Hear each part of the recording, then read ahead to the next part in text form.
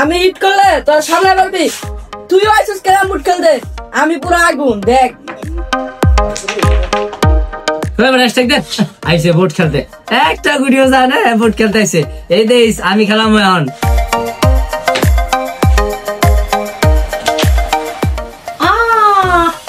একটা ভিডিও যায় না বিট নাই রে খেলা মজা পাই না এই শাইন যা বিট লয়া যা তোরা আচ্ছা ভাই ঠিক আছে বিট লইতেছি এই লন ভাই বিট কি রে বেটা বিট তো লই আইলো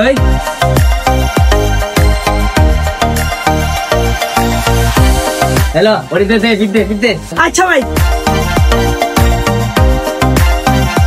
দে তোর ওই চালামি দে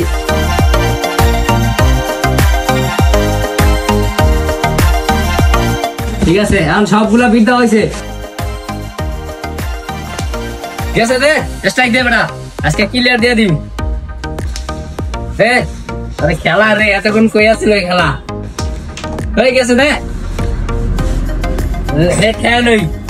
গেছে দে আরে বেটা তো খেলা কেমনে খেলি হ্যাঁ নতুন নতুন খেলা শিখছি দেয়া যায় গেছে ক্লিয়ার এই পয়েন্ট কত আছে বল এই দেখ 2 4 6 7 7 5 12 আছে ঠিক আছে 12 ওই মিয়া খারান পকেটে একটা গুড়িও নাই তাহলে গুড়ি কই কি করে